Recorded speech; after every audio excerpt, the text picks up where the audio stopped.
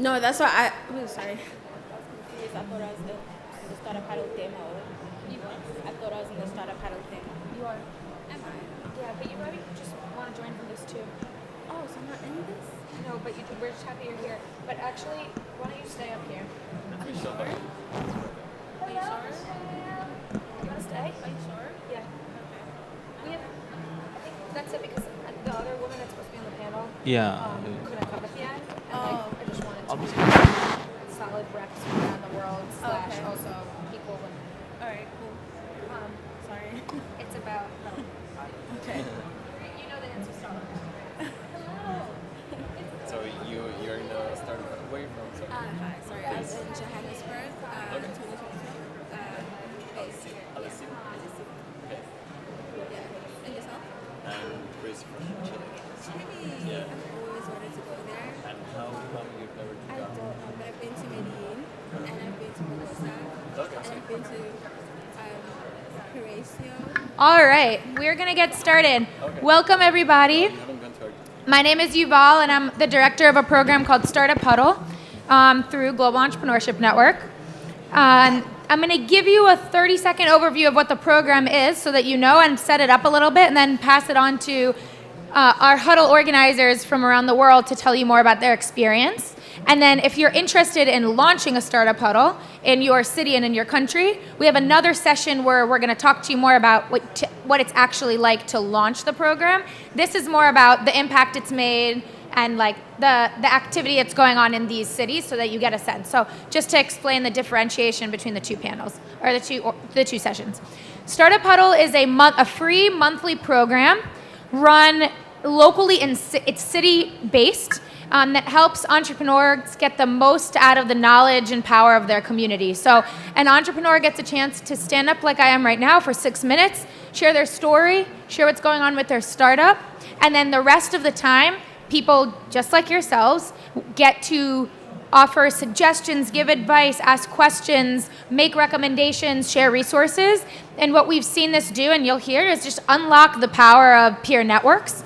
So if you are someone who's sitting there and has way too many office hours to be able to handle doing them all, or if you're looking for a way to just bring your community together more often so they can meet each other, or if you're looking for a way for your entrepreneurs to get to know more resources in the community, this is a program that can help with that.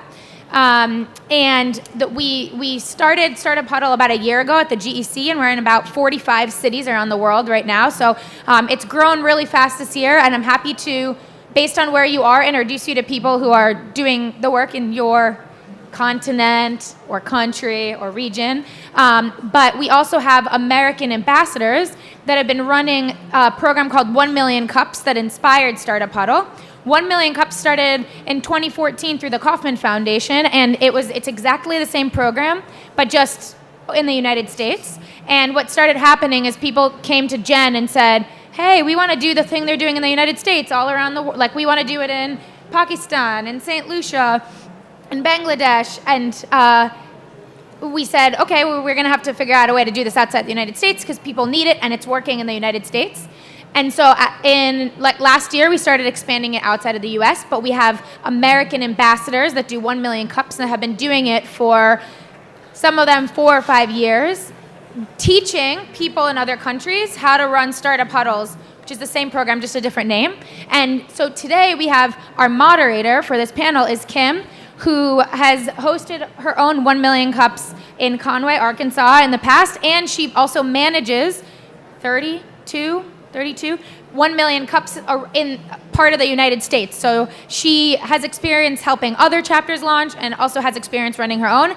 And for the last 2 years, she's been involved in Startup Huddle and helping kind of build that out through Jen. So she is an expert, not only moderator, but also an expert in the program. And between her and me and all of the other Startup Huddle organizers in the room, we're happy to answer any questions you have after the panel and invite you to the demo at 2:30. So with that, I will pass it on to Kim, who will introduce our panelists and get it started, and then we're excited to meet you and help you out and get you started in your country when you get home next week. Fantastic. Thank you, Yuval. So yeah, we're going to go ahead and get started. As Yuval said, I'm a senior advisor for the Global Entrepreneurship Network, and I also am the Southwest Regional Representative for the Kauffman Foundation, managing 1 million cups in the Southwest U.S. So really passionate about this type of programming. Today we're going to talk about Startup Huddle, but we're also going to talk about keeping entrepreneurs at the center of programming, which Startup Huddle is a fantastic way to do that. I'm going to go ahead and just have the panelists introduce themselves, and then we'll do some Q&A, and then we'll open it up to the audience. So definitely think about questions you want to ask, and I'll save some time at the end to do that. Hello everyone, this is Asif Iqbal. I'm the lead organizer of Startup Huddle Dhaka in Bangladesh. Other than this, I'm teaching entrepreneurship in one of the largest private university in Bangladesh, in the Department of Innovation and Entrepreneurship. So from when I started teaching in Daffodil International University, so I was trying to figure out how should we engage our students from the department to the founders of different organizations. So I took some of the people from different organizations, they're the founders or CEO. So then I was searching about how is there any such program is happening in the world. Then I found 1 million cup, but at that time I didn't know about the Startup Huddle. So then I searched, and I've gone through that 1 million cup. Then I found that it was in only USA based. Then when last year when I was in Istanbul in Global Entrepreneurship Congress, then I came to know about Startup Huddle, and that's how it was started in Dhaka, and we have run successfully for the last 6 or 7 months in Dhaka. Hi everyone, my name is Alessimo Mwanga. I'm based in Johannesburg, South Africa. I'm the lead organizer in Johannesburg. I also came across Startup Huddle in 2017 when we organized the Global Entrepreneurship Congress in South Africa in Johannesburg, if some of you were there. I came across the program because like our facilitator mentioned, it is more entrepreneur-centered and focused, and one of the challenges in South Africa as well is that there aren't a lot of programs that are centered and focused around entrepreneurs themselves and for entrepreneurs to learn from each other. And I thought it would be a wonderful opportunity, given that Johannesburg is one of the hubs in South Africa that is really entrepreneurial and has a lot of entrepreneurial communities in that area, and how we could better structure and build an ecosystem within the GEN network in Johannesburg at our startup campus in Johannesburg. Hi everyone, my name is Cristobal, or you can call me Chris. I'm from Chile, and we started Startup Huddle Santiago not long ago. We've been working with Jen and Yuval since a couple of months now. We had our first huddle about 3 weeks ago, and we are learning about this whole new process. I could even be sitting where you are, because this is all brand new to me. We decided to start Startup Huddle in Chile, in Santiago, because when we were part of a scholarship in the US called the Wildlife Fellowship, it's the Young Leaders of the Americas initiative, which Michelle here is part of the 2017 generation and part of the 2016. When we went back to Chile, we decided we need to do something different in our country. Try to understand these things we learned, these brand new tools, and share them in our country. And that's the main reason why we started a nonprofit called Becarious for Impact. And that nonprofit is the one that's working with Startup Huddle at the moment. Hi everybody, my name is Michelle Samuel, and I am the head organizer of Startup Huddle St. Lucia, that is an island based in the Caribbean. And Startup Huddle came about with me being introduced to 1 million cups, Kansas City as a matter of fact. So through my wildlife fellowship, I was placed there in 2017, and I got the privilege to attend 1 million cups KC every Wednesday. And I was intrigued by the level of diversity and the type of community support that persons get and the amount of sharing that takes place. And I noticed that that's what's lacking in my country, in my island. And so with my organization, Slud Terror, which is a social enterprise, I felt what better way than to copy this model that I learned from 1 Million Cups KC and bring it back home. And I also got that extra oomph to really push it forward through learning through Wildeye. So I owe a lot of this experience through to the Young Leaders of the Americas initiative, because that is how I got introduced to 1 Million Cups, and that is why I decided to go ahead and launch Startup Huddle St. Lucia. Fantastic. So Startup Huddle is a good example of sort of a bottom-up organic growth ecosystem. So it's definitely, like I said, empowered. It's empowered by the information coming from the entrepreneur, and it's very much catering to the entrepreneur rather than any other kind of stakeholder. So can we zoom out a little bit from Startup Huddle, and can you just talk about the impact that that approach has had on your communities, and just anyone can respond? Michelle, I think you've probably seen a big impact in St. Lucia. Yes, so with Startup Huddle St. Lucia, we launched officially November 13th, 2018, during Global Entrepreneurship Week. And I felt that was a strategic move because that was also Business Month back in my country. So what my team and I did, we partnered with the St. Lucia Chamber of Commerce, which is the host of GEW. And using their calendar of activities, we were able to funnel several persons who would attend our activities.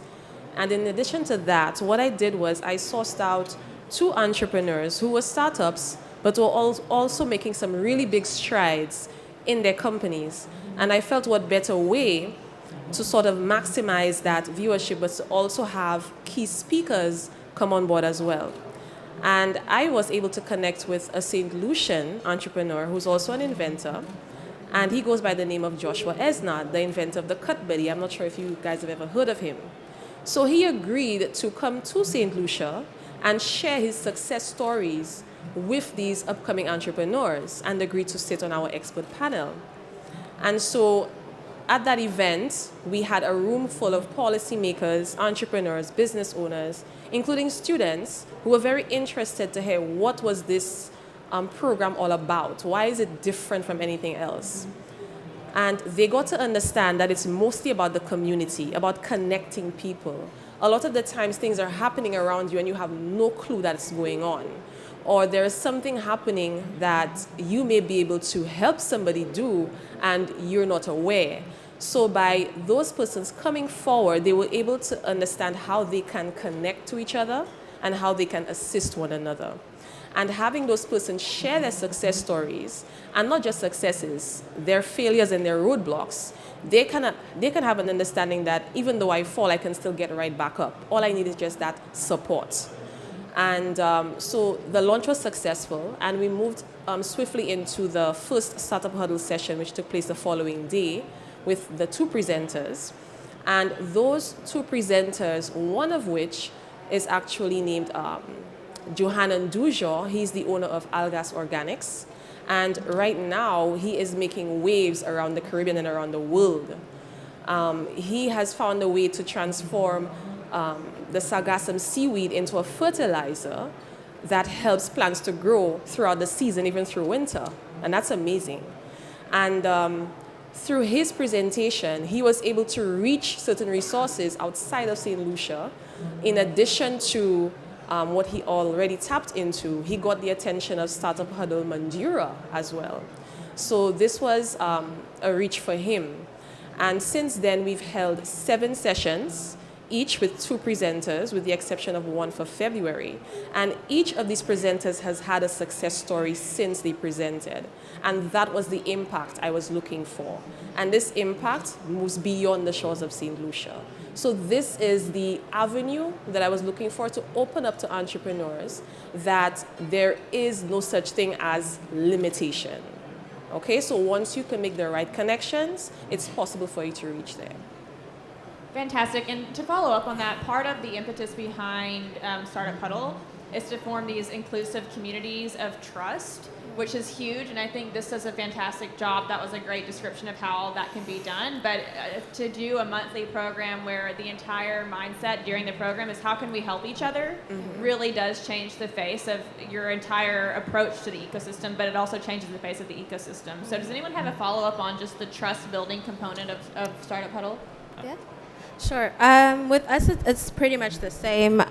We found that we had entrepreneurs benefit a lot from crowdsourcing solutions from different stakeholders in the ecosystem, some obviously being ecosystem support builders, others being investors, actually. We had a lot of investors also coming to Startup Huddle to listen to some of the challenges that the entrepreneurs faced. That would be venture capitalists and development finance institutions, as well as angel capital networks. And so they got a diverse input from different stakeholders on how to improve their business model.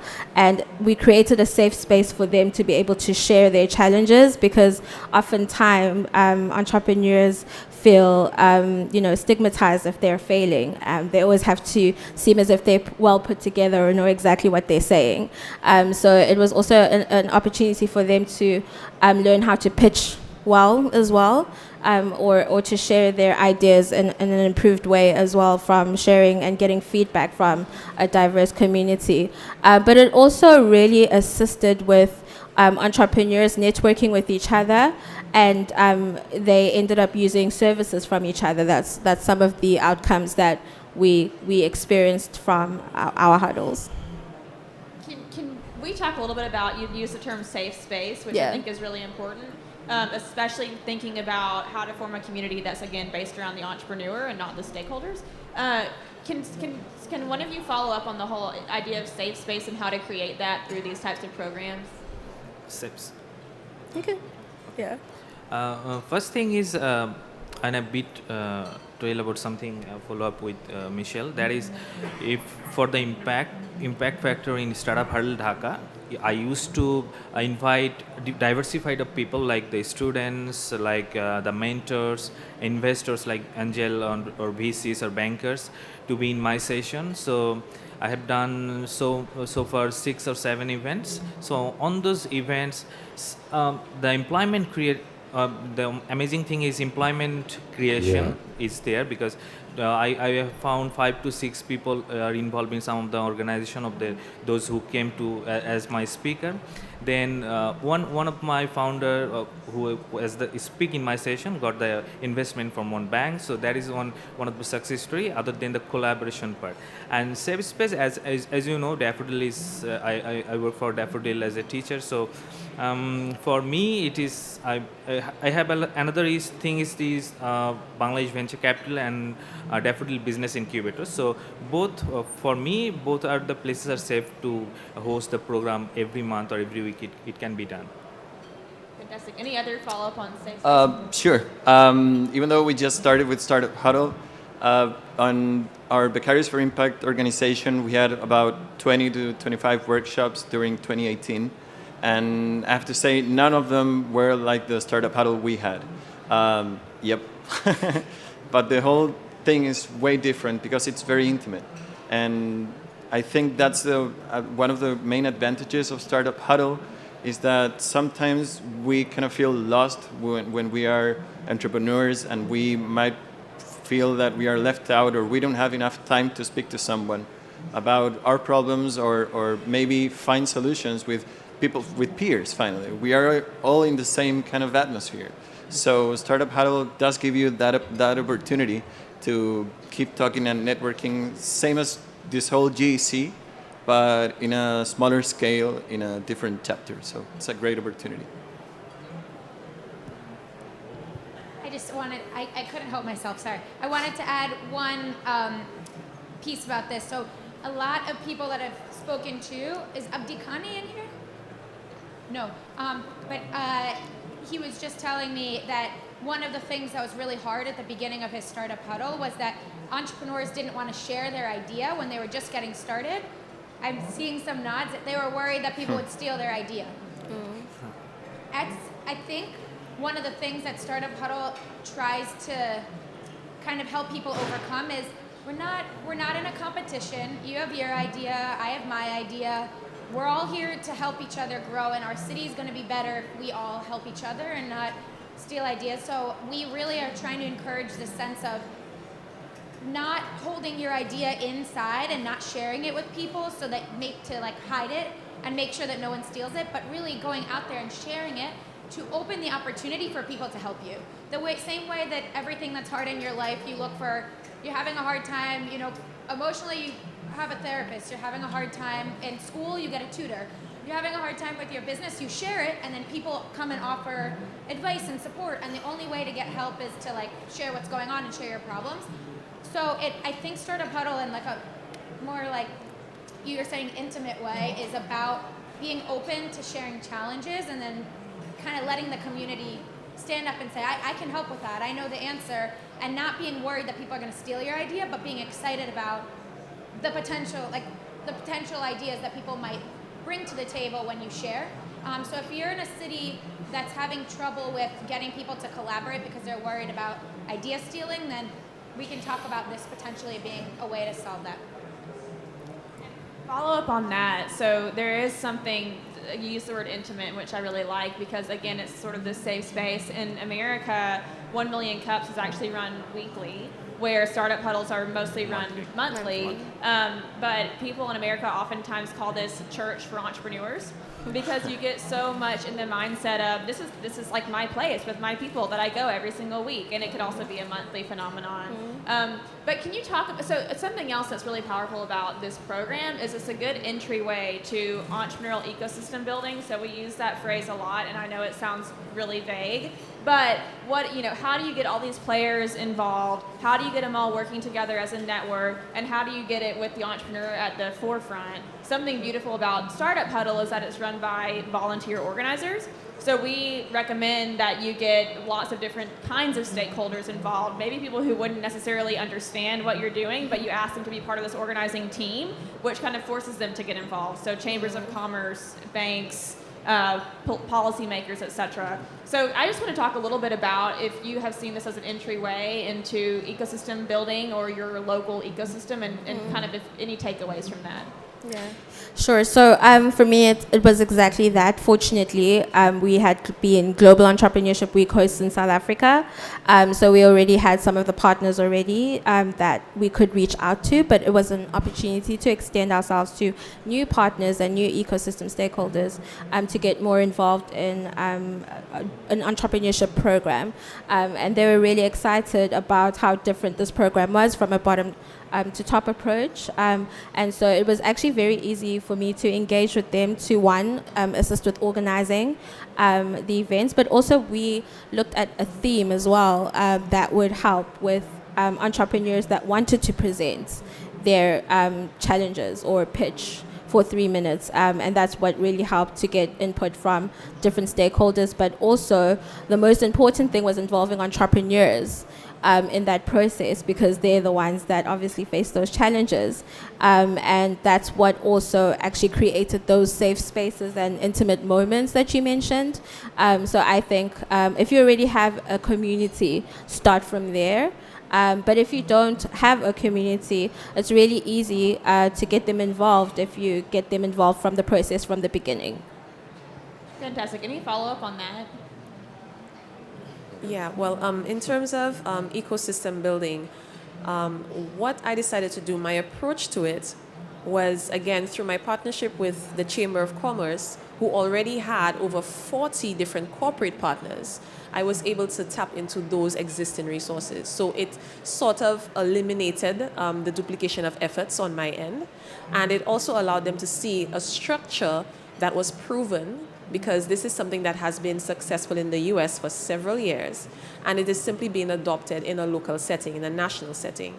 And what they were really happy to see is that persons were willing to literally volunteer their time and effort into putting this together, because in the past it was like pulling teeth, to get people to do things. And by seeing the number of people who were so interested in boosting up startups because they understand the impact that startups have on the economy, and this was what really kept them with us, to the point where I'm just going to show you this. This is the official business magazine of St. Lucia, to the point where they recognized how important this was, and they featured the program in the magazine, mainly because for this particular session, we focused on the youth entrepreneurship.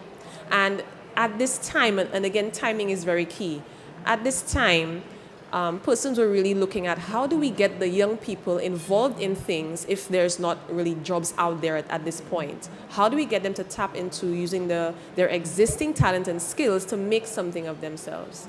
So what we did was that we reached out to persons who were already dealing with youth group leaders, policymakers that advocate for youth, and they were more than willing to come on board to help push this program forward.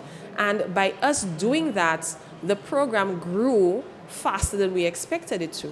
And now it is to the point where persons know when Startup Huddle St. Lucia is, and they are looking forward to the next event. That's fantastic, and I'm glad you brought the media mention there too. And something that's really great about this program is that it's backed, obviously, by Jen. So it's like immediate validation when you launch in your community. There's not a lot of having to convince people that it's an important event. So that does go a long way. I want to ask one more question, then I want to open it up. But I want to talk about where to start. If people in the audience want to start Startup Huddle like in the next month, what do you recommend? Well, I guess I'm the newbie here, so. First of all, I have to say thank you to Michelle. She was the one who actually, she wasn't spamming, but she was sending a lot of emails, like trying to encourage Startup Huddle, which is great. And that's the people we need, motivated people who are trying to give and donate their time in order to make a difference in the world. So thank you. And if you think you want to start a Startup Huddle in your city, let us know. We'll be here. But first of all, is applying. I don't know how. I remember we applied. There's some certain times you can apply for the Startup Huddle, and when you do, Yuval will take you with the whole process. It's very simple. The whole structure of Startup Huddle is very organized and easy to follow up. So it's not as hard as you would think. And the playbook, they actually give you information how to focus and how to do the whole process easily. So you have amount of people you need to have on your team, what's going to do every single person. So it's very easy to follow. And trust me, it's a different thing. It's, as you said before, it's like church for entrepreneurs, and we sometimes need that. Awesome. Okay, any questions from the audience?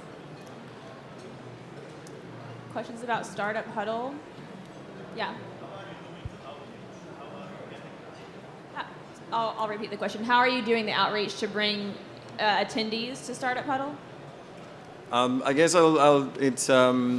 we work with the U.S. Embassy in Chile, and that's what we're trying to focus on. They do help us a lot with the outreach. We also work with the American space, which is where we are having the huddles.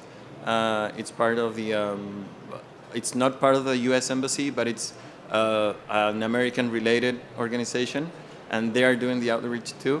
And we are also sharing the program through our nonprofit onto different startup communities on Facebook and Instagram. We're still young. We just started. We have just one huddle. But I guess that's the first approach, the easiest way to go. So we use a lot of social media. We really use a lot of social media to get a lot of traction. That's worked for us the most. And we also have a database of entrepreneurs that we've obviously developed through hosting Global Entrepreneurship Week events. So if you host Global Entrepreneurship Week events, that's the best way to actually create that database for yourself when you want to have these monthly type of events. So those are the key things that we used. Mostly I did in the social media. I have all the pages like LinkedIn, Facebook, Insta, Twitter, and so on.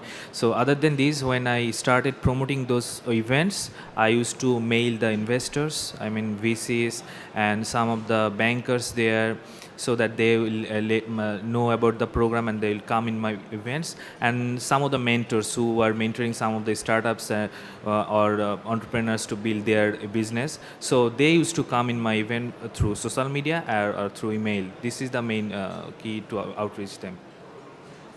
Okay, well, in terms of outreach, it was really simple for me. And again, you have to be really strategic. So you want to exclude too much groundwork on your end. So you find out who is already working with entrepreneurs or startups. So in my case, it was Sedu. And what they do is that they help to register startups. So they already have a database there. And I'm one of their clients as well. So they're more than willing to share that information with their clients. So with my business manager, what I do is that I send him the information and he funnels it to every single client that Sedu has. And also this same magazine that I mentioned, at the back of every one has a list of all the businesses that have registered for the entire year, for that quarter. So that was another resource that I used. Another one is the Chamber of Commerce. They deal with junior achievement. They deal with young leaders. So using those strategic partnerships, I was able to gather this entire database of persons. And of course, we do our own groundwork. So there is an individual that, that volunteers as a marketing manager. So we apply the playbook to the T. So this marketing manager is responsible for recruiting entrepreneurs as well as recruiting attendees. And what I've done is that I've created an incentive program and give them a quota. So if you recruit a certain number of attendees or entrepreneurs, there's a little prize for you at the end of the year. And trust me, they're willing to go ahead with that. It's really exciting. And the entire team is backed with it. So if you're looking to find a resource, there are several available. You just have to look for who's already dealing with entrepreneurs. It's a good practice to leverage the networks that already exist and then use those to ask entrepreneurs to share their story. And that, I mean, that's really the most powerful part of it is again, empowering the entrepreneur to say, people want to hear your story, even if you're not, you know, these are for new companies. But one gives them a chance to share their story, but also it gives the community a way to see what entrepreneurship looks like. So I know in my city, it's a really rural town. People didn't know what entrepreneurship even was when we started this program. And so it was a way to say, well, why don't you just come to this program and hear a real entrepreneur sharing their story, and you could like see light bulbs going off in people's heads. So it's just a good way to kind of build those bridges. Any other questions from the audience? No questions? I want to talk a little bit about Global Entrepreneurship Week, actually, because a number of you have mentioned it. So can you talk about how GEW has also helped to keep the entrepreneur at the forefront and how that's helped build your ecosystem? Okay. Should I? Okay. Last 2 years, I have done the program from Daffodil International University, Global Entrepreneurship Week. Last year, we have done almost in 7 days 200 programs, and almost 9,000 people are involved in. So Global Entrepreneurship is one of the most favorite program of mine because it is like a festival for all of the people who are actually want to be an entrepreneur or learn more about it. So it is like a awareness program. So I have done a segmentizedly like women, focused on women entrepreneurship, ecosystem building, the policy. So they discuss and they learn from various mentors, founders, and so on. Another thing is the competitions, their idea competitions, so that people will share the idea. So we have given the award there. So they are in the incubation of one of the incubator there in Bangladesh. So a lot of things other like startup market we do in that particular day. So student will have their own venture to showcase their product, so they can meet various people how he's doing and get the mentorship and so on. So these are the things I have done in the Global Entrepreneurship Week in Bangladesh. Any other advice, feedback? So Global Entrepreneurship Week is also one of my favorite flagship initiatives in the GEN network, simply because it brings together all the ecosystem stakeholders in our country, in South Africa, together for a week where throughout the year people are doing programs and doing initiatives, and it's a platform where a lot of stakeholders can share what happened throughout the year, what they could do better, who to collaborate with. It's really a networking opportunity for ecosystem stakeholders, builders, and also entrepreneurs themselves. I've been in the GW campaign for about 5 years now in South Africa. We started off with just about 500 activities 5 years ago to now over 8,000 activities. Over 11,000 participants, and it's been an exciting journey because it also has an influence on the mindset and cultural entrepreneurship culture in various communities that we've actually seen ourselves reaching out to, not just because obviously it was mostly centered in urban areas like your Johannesburg and your Cape Town, but now you're seeing it go to peri-urban areas like Durban and areas that aren't necessarily close to cities, which is actually the best part of it. I feel like that's where the impact, we can see that the impact has grown, and when we're seeing more corporates participating in partnering to fund these GEW campaigns, and we're also seeing a lot of media traction on GEW activities, and I think maybe because of one of the reasons was we launched the Global Entrepreneurship of the first Gen Campus during Global Entrepreneurship Week. So for us, it's also one of those initiatives where we can bring together all ecosystem stakeholders, gather information, share information, and strategically align ourselves to what we should do in the following year, and what best practices we can also learn within the Gen community when we come and meet with the rest of the global network communities at the Global Entrepreneurship Congress. Awesome. Any other GEW hosts? Okay, well, for me with GEW, what happened was that because it was such a big thing already in St. Lucia, it was very easy for persons to gravitate towards Startup Huddle St. Lucia. So much so to the point where they thought it was the same program, but we had to be able to distinguish the two. GEW is a collection of activities happening around the country, and persons are deciding, I'm going to have all my activities around during this period. Whereas with Startup Huddle St. Lucia, it is going to be held consecutively the second Wednesday of every month. So they can literally set their calendar, and if you miss a date, you can make the next one or make the next one. And what happened was that for persons who already had a love for the activities of GEW, they would automatically say, okay, well, I have something else to look forward to as well, and that happens every month. And it sort of builds up. So now what we have is that we have put together a plan where we're going to do a big anniversary celebration, which is going to be held again during GEW. So it now adds to the activities for the island. So it helps to even build up what's already there. So the two actually help one another. They're very different. They also focus on the entrepreneurs, but they assist one another in a sense. Great. So thinking about Startup Huddle, Global Entrepreneurship Week, just kind of from a higher level perspective, what advice do you have about keeping entrepreneurs at the forefront of all of that programming?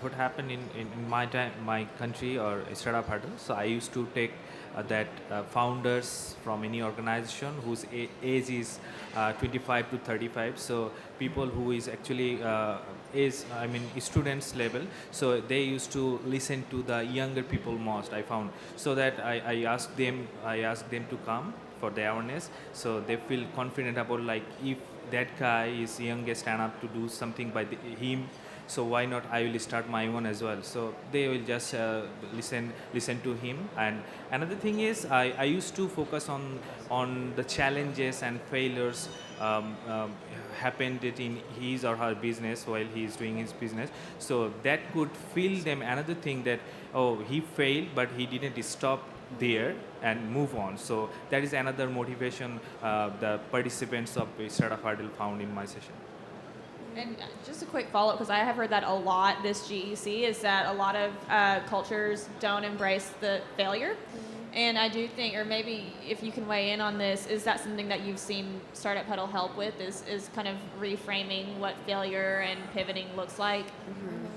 Yeah, sorry. I don't know how it is in your cultures, but in Chile we are very, I guess, close-minded.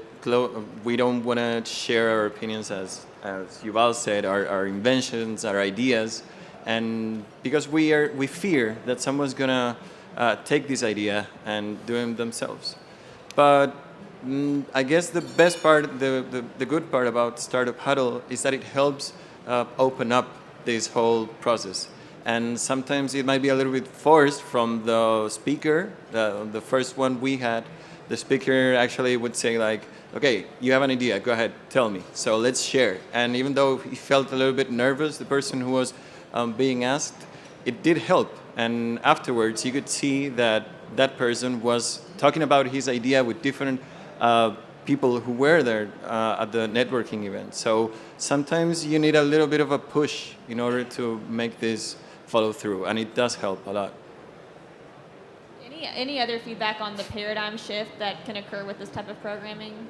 Okay, well, with regards to failure, we do not say that it's wrong to fail. It's better to learn to fail now than later. When you are starting up, you start up with a dream that you're going to be successful. And more often than not, what ends up happening is that within a year, you end up closing your shop. Or you end up saying, okay, this is not working out, let me try something else. But then who helps you? You don't know where you went wrong. That's what Startup Huddle enables you to do. You're able to connect with persons who have been there, who are at various stages of their business, who are scaling up, who have been successful and who have failed. And they're going to tell you, it is okay to fail, but you do it within this community setting. You understand where you can go wrong, where you can go right, and the changes you can make, so that you know that if you do fail, there is a support system that can help you get right back up and then move forward. So that type of support system is what we are creating with Startup Huddle. It's a community of entrepreneurs. It's a community of mentors. So no longer is the entrepreneur fearful of failing. They'll be like, okay, now I'm willing to share these things, and I know I'll get some really great feedback because these are people that care about me because they are just like me. Before, people used to think entrepreneurs were crazy, and they thought I was the only one. We're not the only crazy people in the world, you know, but we're good. We're crazy in a good way. And we want to share the experiences so that we can help one another. And crossing borders is what GN enables persons to do through programs like Startup Huddle. So I'm really, really glad that I introduced it to St. Lucia, and I'm really hoping that you decide to do the very same with your countries. So we have time for one question, if anyone has a question. No questions.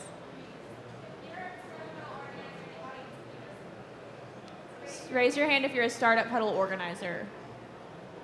Raise your hand if you're interested in Startup Huddle. What if? Excellent. What? And go ahead. You guys. Thank you. If you are interested in starting Startup Huddle, just find one of the people either on stage or that just raised their. Can you raise your hand again if you? Awesome. If you're a Startup Huddle organizer, raise your hand. Great. So 4 in the crowd, and then the 4 up here. Before you leave, just shake hands with one of the people that is organizing, so you can just get in contact with them at some point, and they'll send you our way afterwards, but you'll get a chance to meet them here at least. So that way we can at least get you started. And I forget your name. Yeah. Sonia is a 1 Million Cups organizer, so she can also tell you more about, it's the same program, she can tell you all about her experience in New Mexico and what she's been doing there for a while as well. So another good resource. Great. Well, thank you so much. Huge thanks to the panel. This is, as everyone knows, really hard but fulfilling work. So thank you for all that you're doing for your communities, and thanks for being here today. Thank you guys for coming.